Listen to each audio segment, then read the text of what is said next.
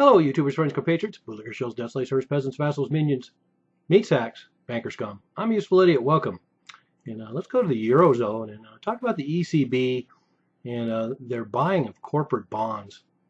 And this is a story that showed up on the blog by Wall Street. And I thought it was really interesting because this shows the kind of crazy bullshit that's going on, all these games that are going on between the central bank and supporting these corporations and these banks during all this economic calamity that's going on. And to me, it just seems like the seedy underbelly of all this. And at some point, it's going to have to stop. Like I mentioned earlier, central banks loading up on $24 trillion in assets and keeping all these places, corporations and banks and funds and everything afloat across the globe over these last 6, 7 years, 8 years since the last economic collapse, and it just doesn't seem fair. So let's get into the details, and then we'll find out if it's gruesome or not. But in June 2016, the ECB started buying corporate bonds, part of their QE stimulus program over in the Eurozone. And a lot of it is done in secret. Most of the company names are not even revealed, but there's methods to get information, and that's what's done. As it turns out, the ECB has been coordinating and buying done by national central banks. So the ECB coordinates it, and then sets up all the buying in various countries. Their central banks buying up all these corporate bonds, and it's very biased.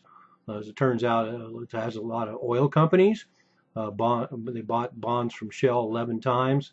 I have to remind you, this is just since June 2016. So 11 times they bought bonds from Shell, 16 times from the Italian oil company Eni, and then Spain's Repsol 6 times. So oil companies and then gas companies. 68% of the bonds bought in Italy by the central bank from gas companies. Car companies, Daimler bought their bonds 15 times. BMW bought their bonds 15 times. VW bought their bonds 7 times in the middle of all these scandals. Renault bought theirs 3 times. Then military arms manufacturers in Europe are being upheld, particularly in France, water corporations, and then kind of a surprise, luxury goods of all things. It seemed to me that luxury goods were selling really well right now across the globe, although I understand there has been a ding, and companies like Hennessy and Louis Vuitton have been propped up by the ECB bond buying program. 46 billion euros spent so far. And that's just since June. And this program is supposed to go on until September of 2017, next year.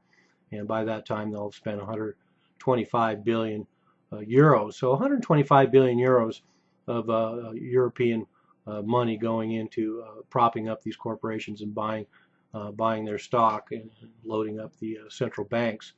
And so there's buying in the public market is one thing, but they're also buying in private placements, what they call. So now the hazard here is that we have debt buyers of first resort, and there's a lot of problems with that because we have the inordinate control of the markets by the ECB. They can pick winners and losers, and then the bonds are issued just for the ECB, and that's a real problem. And that's what I mean by we get to the point where the debt buyer of first resort.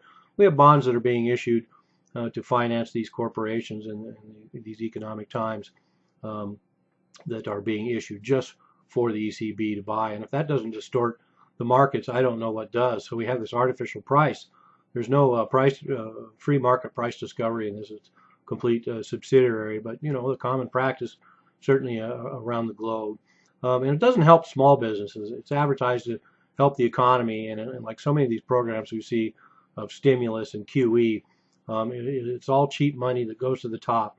It helps the top, and by the time it gets down to the small businesses, it's completely ineffective, and most of the times doesn't even reach down that far. So, like I say, what's the return on investment? We've got central banks buying up $24 trillion in assets, and we get 0 to 2% growth globally. And this is just part of the scam that's going on right now. The banker elite scum around the globe basically taking this opportunity to make sure that at least all the big companies don't have to suffer and can continue to get subsidized. When are they going to get off the nanny state?